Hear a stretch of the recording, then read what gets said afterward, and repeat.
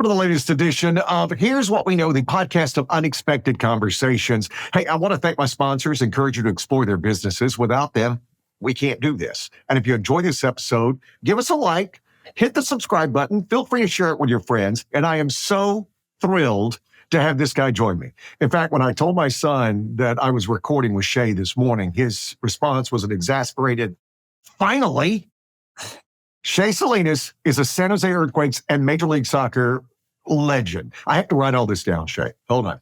10th in games played, top 100 in assists, one of 6 players with over 370 appearances and 50 assists, only one of 22 players, only 18 of non-goalies, to play 15 plus years of Major League Soccer, the winner of the Andrew Bedard Spirit of the Game Award for his philanthropy, San Angelo, Texas native, and product of Furman College. Is it true the whole name is Robert O'Shea Salinas? That is correct. My dad started calling me Shea from an early age, and it stuck. How cool is that? How are you, my friend? I'm doing well. It's good to be here. It's fun listening to all those stats of what my past life. Oh, listen, I told you years ago, I met you. You had been with the Earthquakes for maybe a year when I first met you. Right? That we were broadcasting live from there. And they said, oh, well, you're a country music station. We'll bring the guy from Texas out. Because, Troy Dyack had retired to places unknown. That is true. That is true. And so they brought you in. And I remember that we used to go to the games all the time. And I told you, my son called you the fast guy. And we have a signed picture that you signed for him that is on his wall. And it says, Shea Salinas, the fast guy. Love that. I probably look the same too. That was probably 15 years ago. You do. You are ageless. The fact that I don't know how you do it and how you did it. And then we're going to get into all the other things about your wonderful family, which is what I love most about you. I love your soccer, but I love your story. I love your testimony, and I love your family. And we're going to get all into that. Yeah, sounds good. I'm excited to dive in. So, and I asked you this first time I talked to you. How old were you when you realized that you were better at this than most of the other kids? And at some point you do. Yeah, well, I grew up in small town Texas, so there wasn't a whole lot of competition, especially in soccer. Everyone played football. Football and baseball were the big sports. I was always the smallest kid. I didn't really grow until I was in college, till I was 19 years old. So I was the smallest, weakest kid, but I was pretty fast.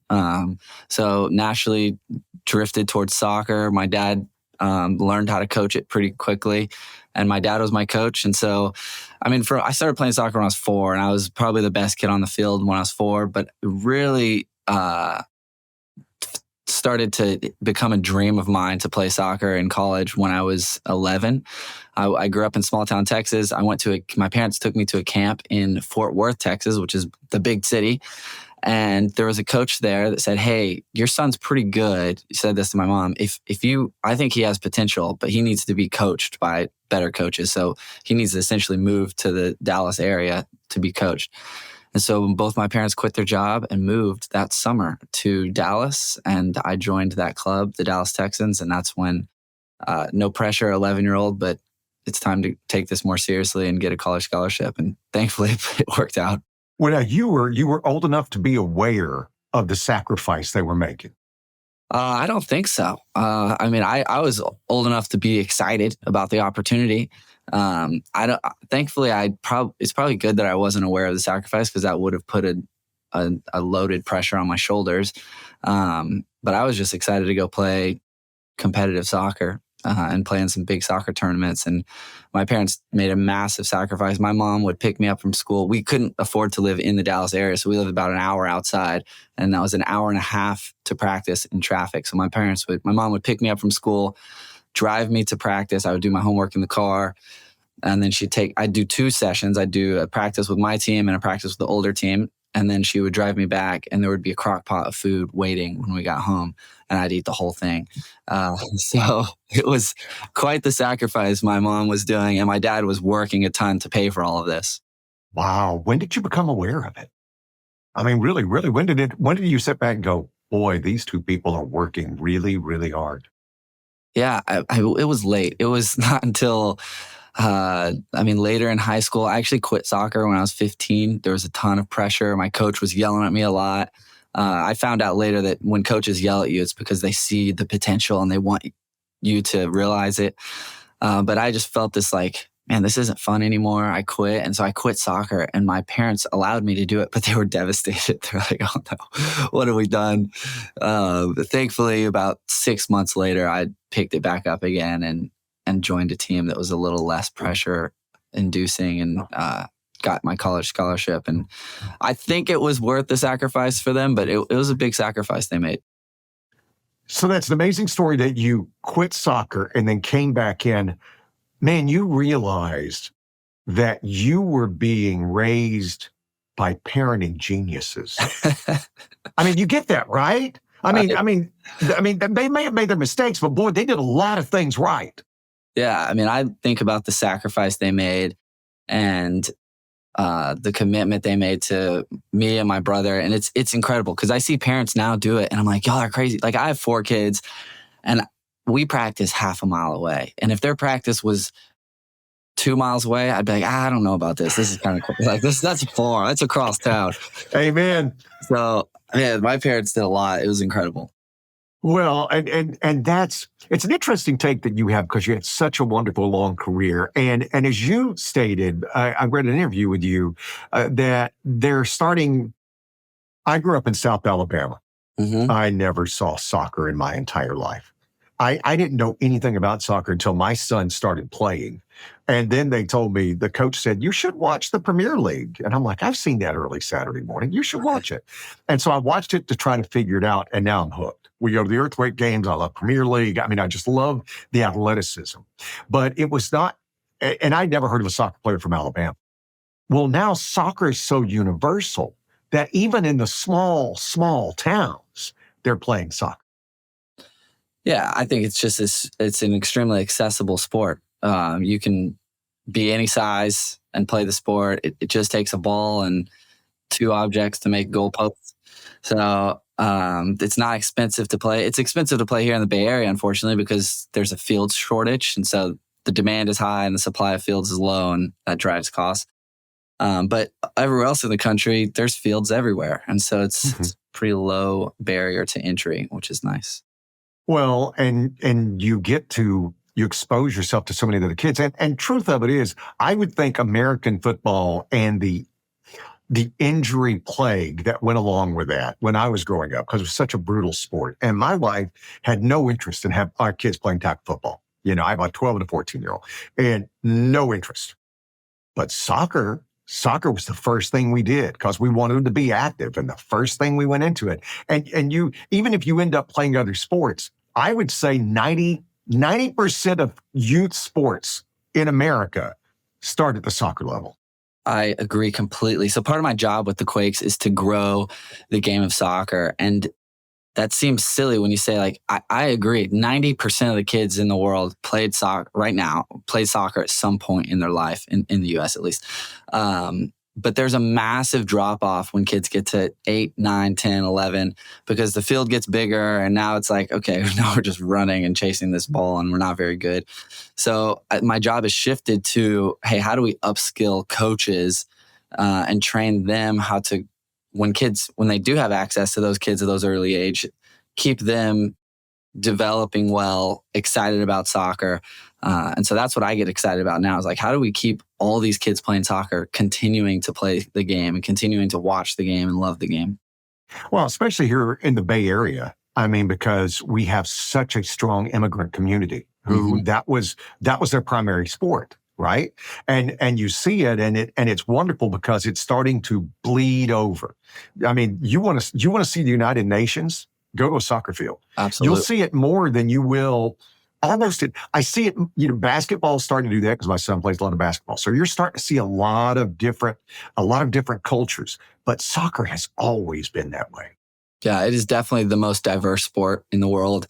The diversity on the field is incredible. Another part of the coaching aspect is that the diversity in coaching is not very good. As you move up the soccer pyramid, there's not very many diverse coaches. And so trying to train dads and moms who can reflect the kids that are playing, I think will be a good thing to do also. Well, and that's getting some because, like I said, I told you I had no concept, right, of what soccer was. But now I love it. Could I coach it? Maybe amongst the young kids. Yeah. And I think that was the key. I think that's one of the things with my son is that he loved playing it because we were blessed to have a couple of really good coaches who made it fun and just made everything about. We're here to have fun. We're not here to do anything else other than have fun. We don't care what the score is. We don't care about anything. I want you to kick the ball. And if you kick the ball and you feel like celebrating, celebrate. Love it. Right? And even if you're not scoring, just celebrate, just have fun. And he really bought into that. Right? So it's interesting. And, I love how you said that is that, when you were saying if the soccer is 2 miles away, if you think about it, that's the way sports used to be. Right. And especially if you have, like you said, you have 4 kids, and we're going to get into that. I love the fact that you have a large family and what you end up doing is you give them some autonomy. I think that's the key to raising kids and also to enjoying them. Have some autonomy. And if they can get to the age where they can walk or bike to their practice. Oh man, that's ideal. Right. Yeah, I think autonomy comes out of necessity. It's a survival. Once you have 4 kids, it's like, look, my fourth, we did not baby proof the house. She knew how to go up and down the stairs at like 8 months. She's became very autonomous just because we just couldn't hover over her as much as our first child. So, man, we live really close to our school. All their friends are in the neighborhood. So I love seeing my kids walk to their friend's house, play, ride their bikes to school. If they could ride to practice, gosh, that'd be ideal. I love the small town living. I live in Santa Clara. And so it's like, it feels kind of like a small town inside this crazy metropolis area. But yeah, that would be awesome to be able to do all of that. Well, and that's I think, because we've seen the birth rate go down, right? I mean, people are having less children. I only have 2 because I had a late start in having kids. Met my wife, and as we've said, if we could have met each other younger, we'd have had 6 kids. And I'm not even being facetious about that. That I love large families. I'm from a large family. I love the feeling of it. And I was talking to a friend of mine who has 5 children, right? And so from 14 to 2. Oh, wow. Those are his kids, 14 to 2. And what he does is he lets them be kids, and they're required to play with each other. And and one of the things that we have in our house is boredom is not a sin, nor is it an evil. It is an excuse to get creative. Absolutely. And I think that's the joy of it, and letting them letting them know their neighborhood. Yeah, absolutely. So a big part of that these days is screen time, right? Like screens are so easy to put your kids in front of, and it's so tempting when you're busy and you're doing stuff and we're trying to have a conversation. But it is awesome when my kids don't say I'm bored often, but when they do, it's like, perfect, go outside. Here's a stick. Here's a ball.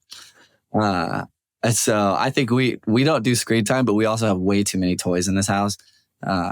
Something that my wife and I have conflict over often, where I'm like, they don't need all this. I had a stick and a ball, and that stick was it was my sword, it was my gun, it was my hiking stick, it was everything, and that ball was obviously glued to my foot.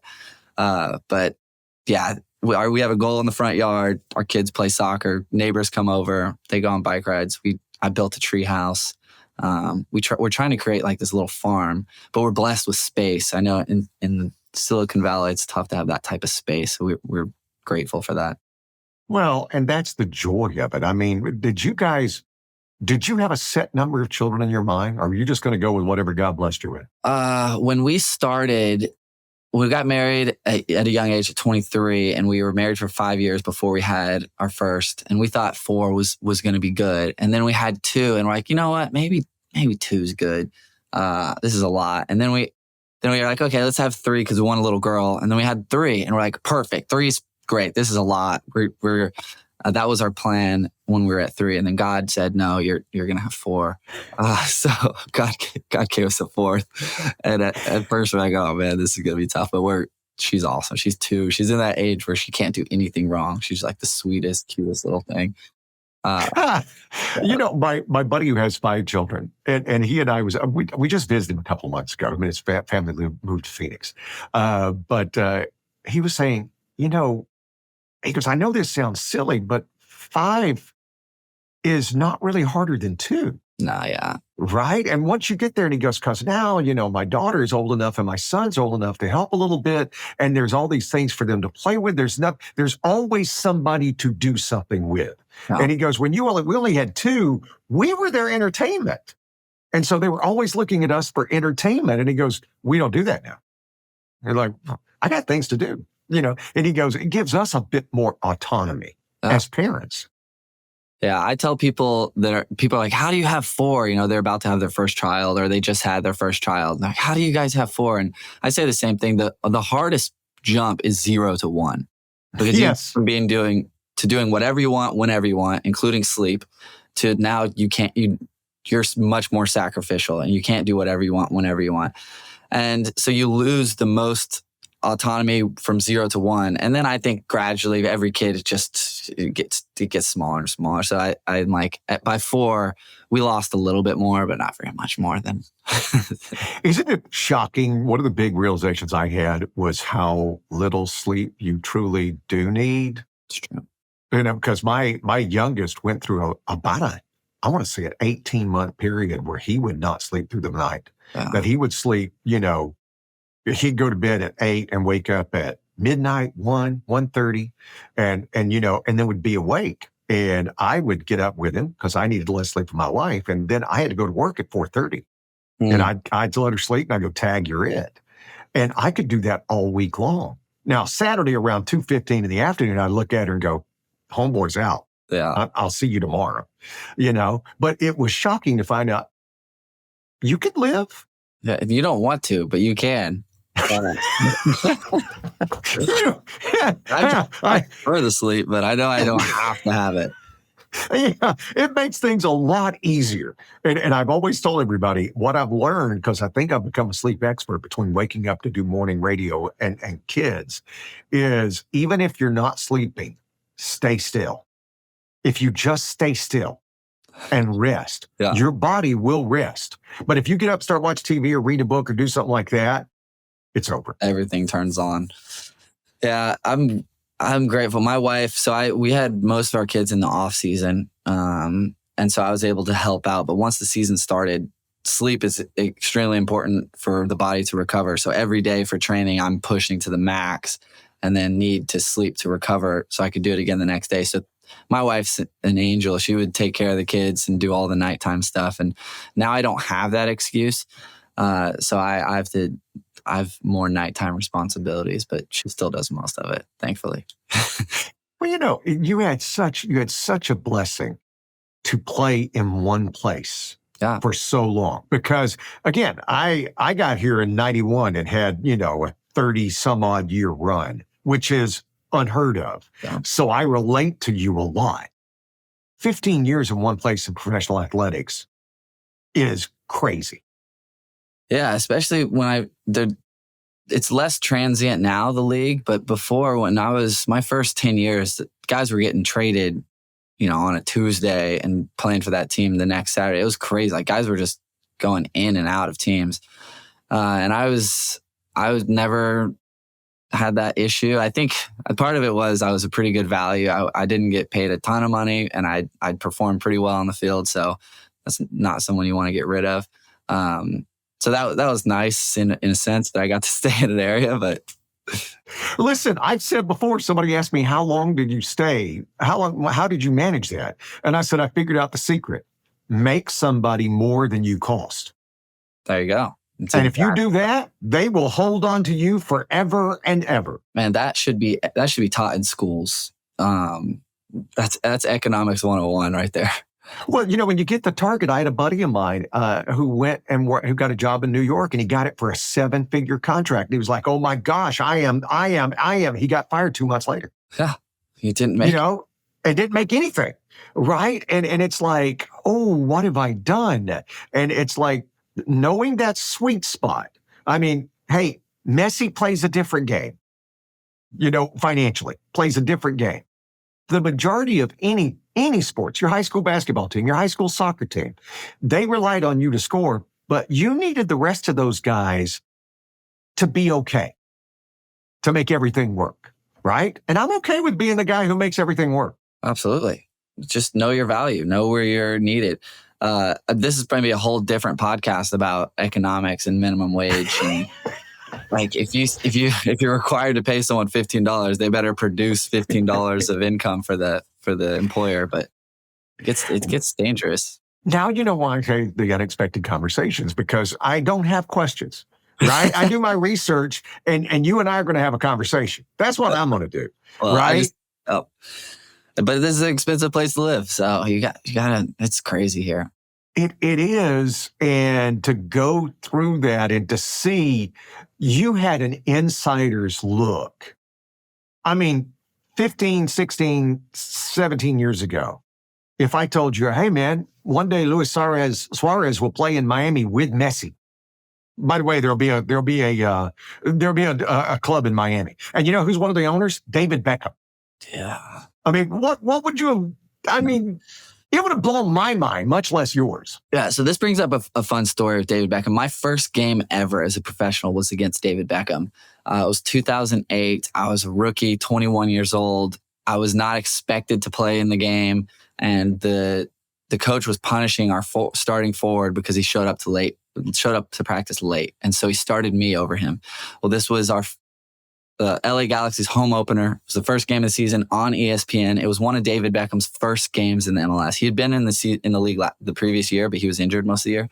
So this was like David Beckham has arrived game. And I'm like so nervous. I'm in the tunnel about to throw up. Landon Donovan's standing next to me. David Beckham's in the line next to me. And I'm just like in shock looking at them. And my teammate hits me on the back of the head. He's like, focus, kid. I'm like, oh yeah, focus. Well, we lost the game 2-0, and I remember I played horribly, but I just thought every time David Beckham got the ball, I wanted to try to get as close as possible to him so that I would be on TV. That was like my whole goal that game. Like, who cares if we win or lose? If I'm in the same frame as David Beckham, this is a win. And so he would like kick the ball, and I would go and like shoulder bump him. But yeah, got it. I'm on TV. And so that was my first professional game ever, and it was not a Did you shut him out? Did he get any goals or assists? In that game, he did score a goal. But thankfully, we got to play them. I played him a bunch of times and did much better. And then one of the highlights of my career is after a game, I played really well against them. And, you'd shake hands with the other team. He said, good game, Shea. He said my name. I was like, well, David Beckham knows my name. He probably doesn't know my name anymore. But at that time, he did, which was really cool. What made him great? I mean, I know what I see. But from somebody who understands the game. His good looks. It's good looks. Yeah. He is stunningly good looking. Yeah, I mean, even though now he's starting to look a little weird with the dark painted in eyebrows and stuff, as he tries to fight age. And I get it. You're married to a Spice Girl. But, I mean, on the pitch, was there anything that made him special? I mean, was he, go ahead. I'd love to get your take. Yeah, he had an incredible right foot. Like he could put the ball wherever he wanted and with incredible power. Like he could just kick the ball so far and so hard and so accurately that it was dangerous. There was one time where I was in the wall and he was taking a free kick. And so we're like all lined up shoulder to shoulder to block this free kick. And he hits the ball over my left shoulder. Like I didn't have time to react. It just went, phew. And I remember kind of closing my eyes and looking behind me, and it hits one of their guys decides to try to head it, and it just hits him square, and he just flies back. It was like he got punched by Mike Tyson, and he just could hit the ball so hard and so accurately. There's a lot of stories about him just doing things in practice that would just awe people, and so he did it in the biggest leagues in Europe. Scored goals for the English national team. Came over here and won championships. Yeah, won everything with Manchester United, Real Madrid. I mean, yeah. And he was another one of you prodigies. I mean, they did you see that Netflix documentary with him? Did you watch that? I've not, but I've heard it was really cool. It is. It's interesting to see because, you know, he knew he wanted to play for Manchester United. It was his dad's favorite team they have pictures of him when he was like 7 and 8 years old. Yeah, that's so fun. Yeah, but with with the price of fame, there comes a lot. And I think people take it for granted when you get to your level. I remember we were at an Earthquakes game, and we were lucky enough to be invited to sit down in the suite. Now, the thing about the suites at the Earthquake stadium is that you're on the field. Yeah. Right? You're right there. It's so cool. And we were watching, and the kid who comes by the Earthquake, and they're right in front of us, and he kicks it. He's trying to kick it. This is midfield. He's trying to kick it down to his guys near the box. And the kid from the other team, and they were playing mostly backups. It was one of those games. Mm-hmm. And he jumps up, and the ball hits him in the chest. And you literally hear the ball compress on him, and the kid goes down like a rock and stays there. And you know when somebody's hurt is when the guy who kicks the ball runs over to you, right? Because he knows, and I mean, the referee blew the whistle. Everybody knew this kid was, and they stayed, and they got up and he walked off, and he looked a little wobbly. But I mean, these were the kids from, where's it? Is it Reno? Is where the Reno is a team. Yeah, these were the kids from Reno. And you take for granted how skilled all of you on that pitch are. Yeah, well, the game's gotten so fast too. It's the skill is probably the same. Has been the same for the last. I mean, the game hasn't changed that much, but as far as skill goes, but power and speed has changed a lot. There's so much data that goes into how much we lift, how much we run, how fit and fast we are. And so the power, like I hate embellishment. I hate when a guy fakes an injury and rolls around and you're like, come on, that didn't really hurt. My father-in-law can't stand soccer mainly because of the embellishment part. But I told him, well, have you ever jammed your toe on the coffee table? And you're hopping around. That hurts so badly. And then 3 minutes later, you're just walking. It's like, doesn't hurt anymore. That happens a lot in soccer. You get stepped on, you jam your toe, and it's like the most painful thing in the world for 30 seconds, and then it goes away. But when you add the power and the speed of the game and guys kicking the ball hard and guys running fast, you get these collision moments that are painful. I would not compare them to the NFL because those guys are on another level. But you wake up in the morning with bruises and bumps, and it's a fast, powerful game nowadays. Well, everything's changed. I mean, you look at the size of the athletes. You watch the NBA from the 60s and 70s, and that's a different game. Well, they're just thicker. They're thicker guys. They used to be all skinny, and now everyone's so thick. And you've got 7-footers taking the ball down the court. Yeah. And the way they play above the rim, that's just the development of the athlete. If you take Bill Russell and Wilt Chamberlain and show him a game today, they're all going to be going, what? They did well, and seeing that in the same thing. You watch because I've become a soccer nerd. And so I was watching the game, the Hand of Destiny, the Hand of God, right? That game was so slow. Yeah.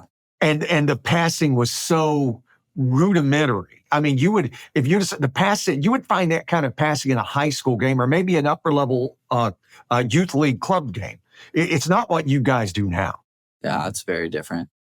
Yeah, it's crazy. Even now I watch the game. I'm like, how did I used to do that? Like these guys run and this was only a year and a half ago I retired. And I watch 11v11. I'm like, gosh, that's so much running. They're just running so much. It's about 8 miles, right? Isn't that what I heard? Yeah. The guy runs about 6 to 8 miles. The low end is probably like 5, but you can get guys up to 8 miles. Well, and it's so fast. Even the flipping goalies are fast now. Oh, yeah. I mean, athletes.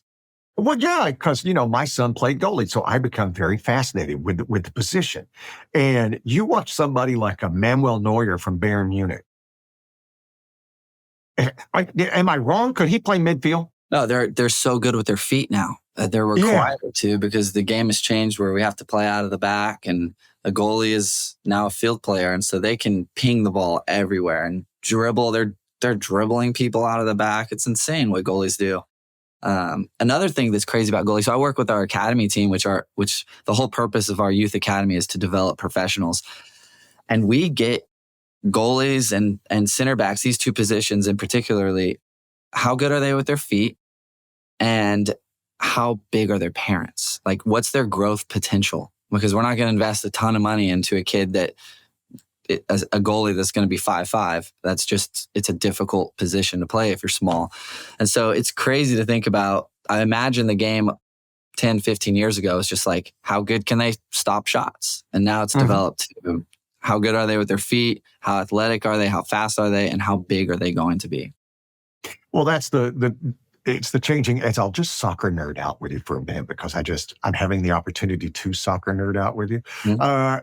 David De Gea, who was the goalie at Manchester United, was known as a shot stopper, but wasn't good at passing or with his feet, right? And so they let him go to go get somebody who, we don't care about you stopping the shots anymore. That's not really what we're looking for.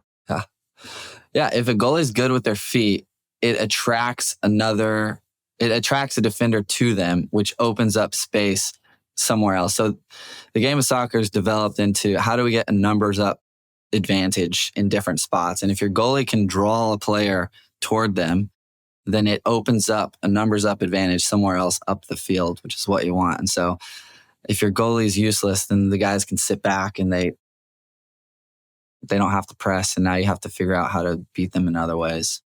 Well, if you're a soccer nerd, or maybe you're not a soccer nerd, if you're listening to this, if you want to find out what a goalie can do with his feet, pull up Ederson, and watch him pass the ball. Yeah, you can ping it. My gosh, I mean, he's a assist scoring threat, because if you make one mistake, he's finding his guy 60 yards down the field on his foot. Yeah, he's incredible. So it is bonkers and crazy for me. And by the way, I'm 6'2". I'm short on my side of the family, because most men about my family are between 6'5" and 6'6", and my wife's father is 6'8" and her brother's 7 feet tall. So that's why I always tried to tell my son, "Hey, dude, they can't teach height. They can't. And you got a shot because you can't teach height." So true. The goalie pool narrows down pretty quickly when you get to 17, 18 years old, because height starts to matter, and size, and it's crazy. Yeah, it is crazy. We'll come right back, because I want to talk about one of the biggest things in Shea's life, the biggest thing in my life too. And we're recording this on Good Friday, so it meant a lot to us. So we're coming right back with Shea Salinas. It's time to think differently when it comes to your parties, meetings, and groups. The catering from Havana Cuba restaurant in downtown San Jose. Instead of the same old, how about the most delicious Cuban sandwich you've ever had? You're tired of fries? Plantains, my friends, they'll change your world. And here's something you didn't know. Havana Cuba was voted one of the top 10 tamales in the entire South Bay. They have vegan, vegetarian, and gluten-free options, and their website is 998cuba.com. They're located at 387 South First Street in downtown San Jose. It's Havana Cuba.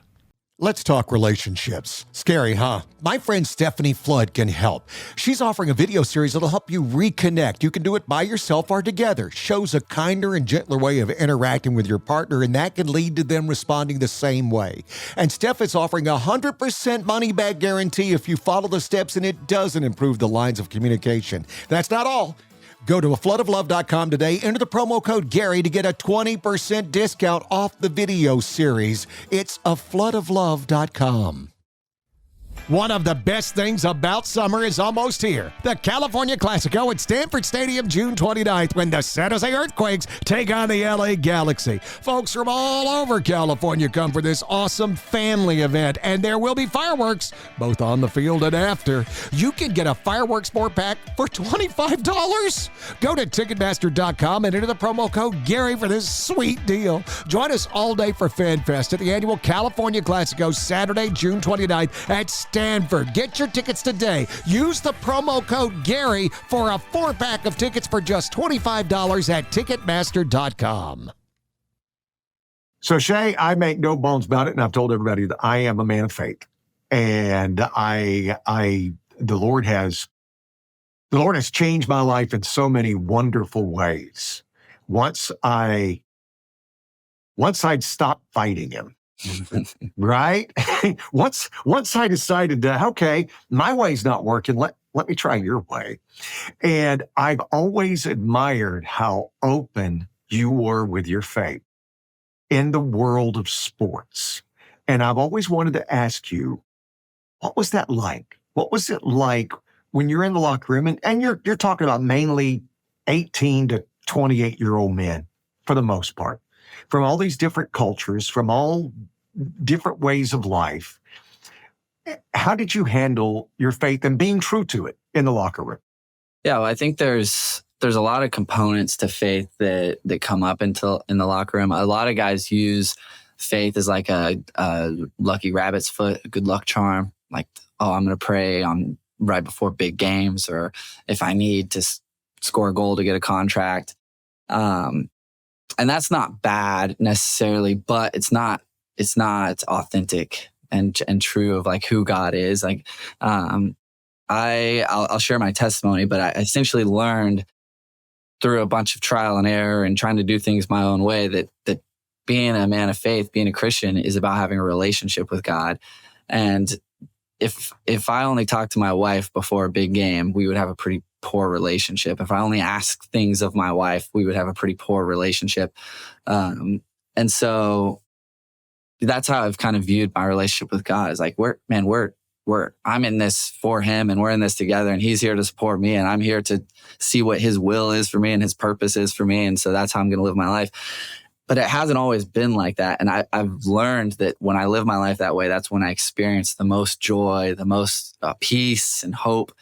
But before, in college especially, I thought that if I got too close to God, if I depended on God, if I listened to God, that would actually restrict life. Because life to me at that time was partying, was getting girls to like me, was having a good time, doing whatever other people were doing to achieve approval.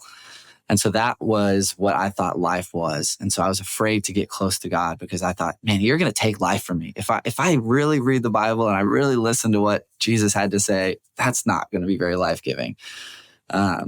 One of Jesus's quotes comes up into my head where he says, the thief comes to steal, kill, and destroy, but I come to give life, and life in abundance. And I thought it was the opposite. I thought, man, no, you're going to take life from me.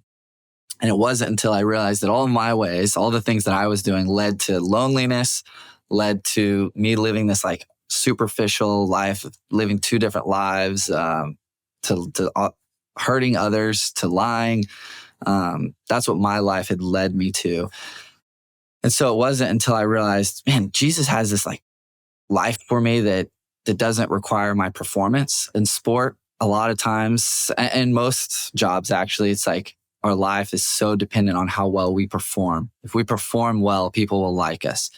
If I do well in practice, my coach will like me, the fans will like me. And so I ended up just thinking about, how can I do well so that people like me? And I was an extremely unstable player, inconsistent player. I would play well. People would say, Shea's so good at soccer. He's going to be rookie of the year. And I would believe it. I'm the best. I would get arrogant. I'm so good. I would play poorly, and people were like, how is this guy even a pro? Like, I can't believe he missed that goal. And I would believe that. Why am I here? What am I doing? And it wasn't until I realized my stability in like God and Jesus's plan for me doesn't change dependent on my performance, that I was able to be a much more stable player and a stable husband and a stable father. And so my faith has really allowed me to have this like stable joy and hope and peace. And it's not dependent on all of these things. And so I'm sure a lot of people of faith have similar stories where you're like, man, having a relationship with Jesus is actually life-giving. Like, yeah, my parents like told me not to do certain things because it would take life from me. And I tried them anyway because I thought it would be fun, and realized, man, that was painful. Well, God's the same way, but only with more wisdom and more love. So that's kind of my faith. Well, I love it, because what you're saying, I went through a lot of the same things, right? And you if you're doing well, then, what I learned is, like with us, it's ratings. What I learned is, when my ratings were bad, I was trying just as hard as when they were good. And when the ratings were good, I was just as lazy as when they were bad. right? So the only thing I could do is just continue to go that. And it's like, you've never been large. But here's the thing I always take with people who've lost weight. And I've done this. I went from big down to small. And everybody tells you how great you look, how great you look, how great you look. You know what you hear? You hear, well, you used to look like crud. Man, were you bad, you know? And what I've always loved about my faith, what I loved about how Jesus, he gave us an owner's manual on how to live life. Mm-hmm. I'm not trying to take life away from you. I'm trying to show you the best way to live it. Right. Because this is truly this is how you do it. We always sit back and go, kids don't come with owner's manuals. No, but he gave us an owner's manual. Right. And he did it with the wisdom of, I know this is what's best for you because I created you and because I also lived it. Mm-hmm. So it's like, I created you and I can relate to all the struggles and difficulties you go through.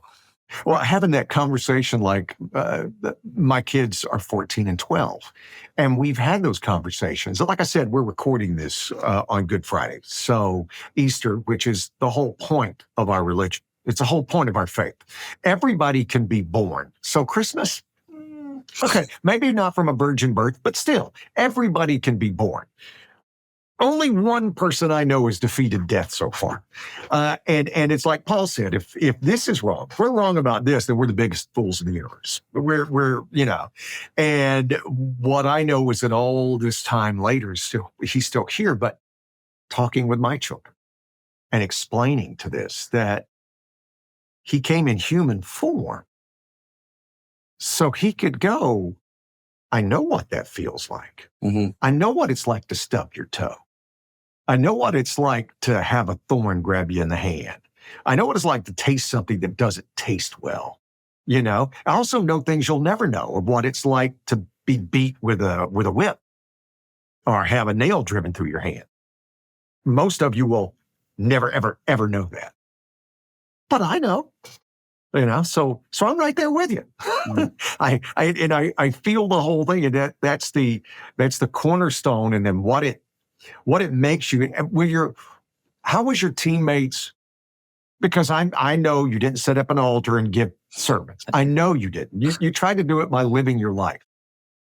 How did your teammates react? Well, one is try to be an example, but also in that knowing that and being okay, like I'm going to screw up.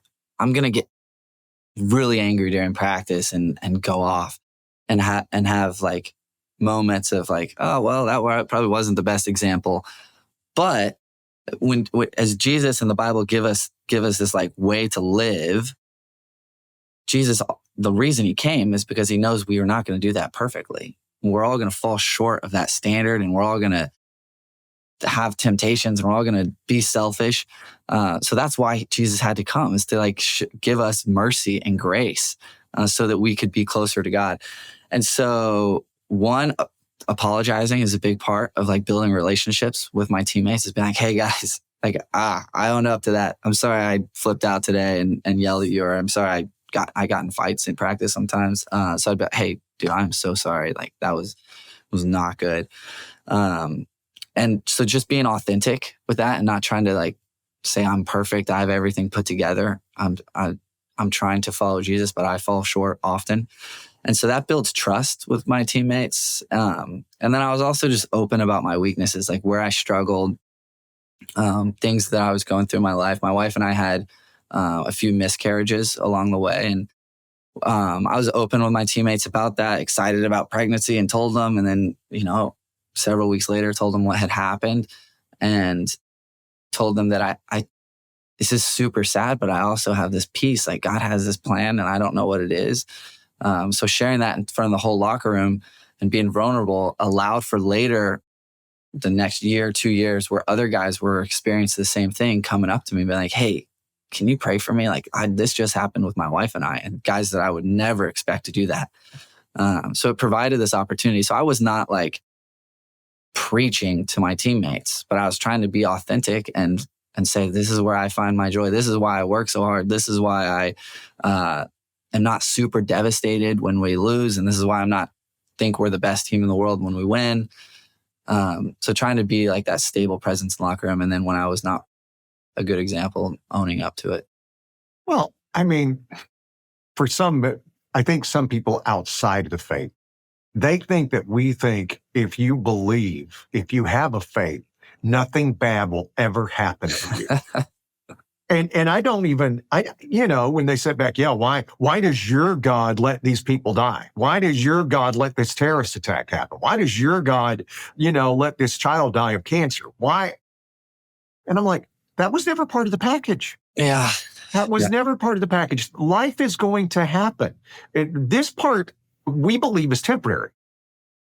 The vast, overwhelming majority. It's like saying 10,000 years in geological time. 10,000 years in geological time just happened, right? It was literally that's it. This is our 10,000 years in geological time compared to what's happening over there. And the fact that, how God used you, that he did let you show your human side. I mean, one of the things I love, Jesus was human. And a friend of mine, she made this big thing for me one time that made me go, pow. She goes, when you read your Bible, don't forget he was human. And we humans communicate so much with our facial expressions and our tone of voice. Mm-hmm. And when you read something, we read it as if he was saying it this way, and he had this face, No, he was human. And you could imagine when Peter goes, I won't deny you. And he goes, what would you do? Think about how a human would react, Right. and when the woman at the well, and he goes, no, I've come for you. It wasn't this whole big thing. He was like, no, how would you say that to someone? Yeah, he would say it as a human. That's why I've liked these shows that have come up lately, like The Chosen. Love it. It kind of depicts that, like, the context, historical context, but it shows Jesus and the disciples as humans. Like, he's funny. He likes to dance. He made water into wine. Like, but he did it all with a purpose. And that's how I want to live. Is like, man, I want to have fun and have abundant life and go out with my teammates, but I want to do it with a purpose. I want to build relationship. I want to point people to how we should treat others and how we should be kind. And I'm not going to do it perfectly, but that's also how I try to father. And this is where I fall short the most, because I tell my kids, like, stop yelling at each other. Or I like grab my son, like, stop being physical. And I'm like, I just grabbed his arm and did the same thing. Like, so I fall so short in like being an example to my kids. What I tell them is not often what I do. But I'd be willing to bet that you give them so many examples that you're not aware of. I hope so. And they see how hard you work, and they see how much you love their mother. I try to teach that to my boys all the time. Mm-hmm. And I've even said this to my son. I said a couple of months ago, we were going through something, nothing bad. We've never had to get anything bad. But I told him, I said, hey, man, don't ever make me choose between you and her, because I will pick her 100% of the time. And you need to know this. I would die for you. But I'm going to pick her 100% of the time. Yeah. Because you need to know that's where we're at. I want to teach you, this is where joy is. This is where happiness is. This is where finding someone and sharing that life with, and all of a sudden you get that whole thing. And there's a reason why we look so fondly of those old people in the park holding hands. Yeah. It's not like these two old people met 6 weeks ago. What we see or what we conjecture is that this is what they built.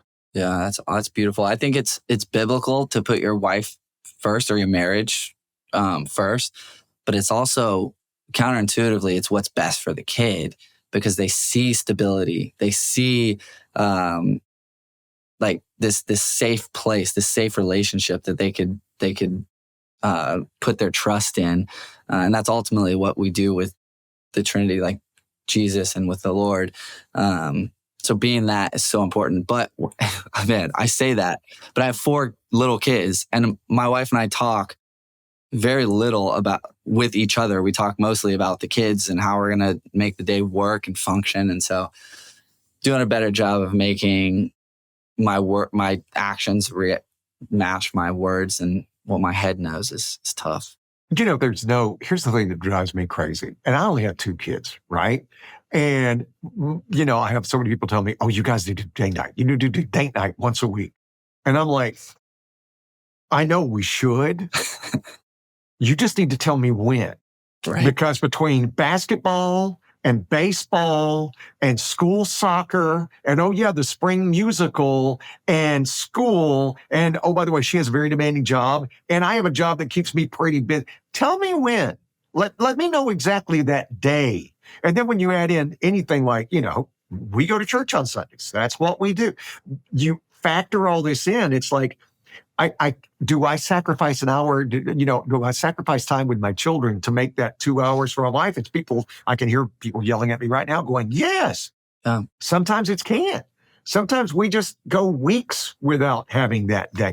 And here's the truth. There's no right way. And it's the guilt thing. I think that most people, I think that's what most people get afraid of. I think they get afraid of that, having children, because they hear some parents go, oh, it's so hard. Talk to the majority of parents. It's the coolest thing we do. It's the sacrificial joy. It's the counterintuitive life that the Bible calls us to. When we make sacrifices, we actually receive great joy.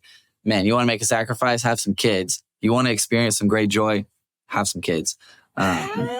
So it's like that. And I will say I think we're saying the same thing, but what I struggle with is knowing that making time for my wife should be a priority. But there's often times where I'm like, man, I just want to sit on my phone right now. And I prioritize that over us connecting. And so it's like, man, are my actions matching what I know to be true, what should be a priority? And I don't think they do often, which is, I'm not saying that to be like, oh, I'm the worst, but it's like an area for improvement, where an area is to pray for. Exactly right. And one of the things we do when we do have time is we haven't started season 4 yet of The Chosen. That's some of the things we enjoy, that we sit down and we watch that. And it's just, and you're right. I wanted to talk about that a little more. What an inspired, godly choice for the guy who plays Jesus. Is Jonathan Rumi, I think his name is. Wow. Isn't that who you hope he is? Yeah. Right? That he just had this kind, gentle heart, right? And still very steadfast in what he says. It drives me crazy when I see people try to co-opt and say, oh, well, he never said this and he would love this sin because he didn't look at, no, he was pretty clear about it. He didn't mess around. Yeah. What is it? Thomas Jefferson, who cut up the Bible and cut out all the words that he didn't. Yeah, the Jeffersonian Bible. Yeah. Didn't like. Unfortunately, we can't do that.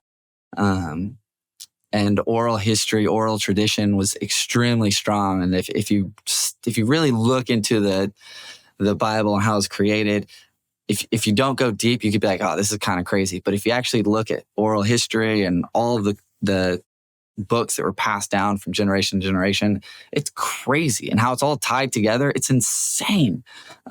Just this week, when we talk about the resurrection, if you look at writings that happened thousands of years before Jesus was even born, it talks about Easter. It's crazy how it's all tied together. And it's easy to say, oh, that's dumb.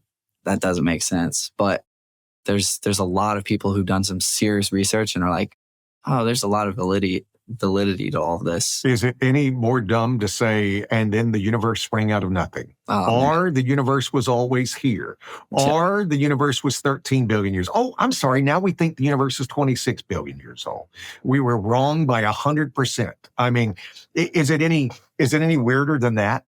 I mean, when you start really delving down into science, because I've become such a science geek over the years, when you really start getting into like quantum physics, you want to talk about leap of faith.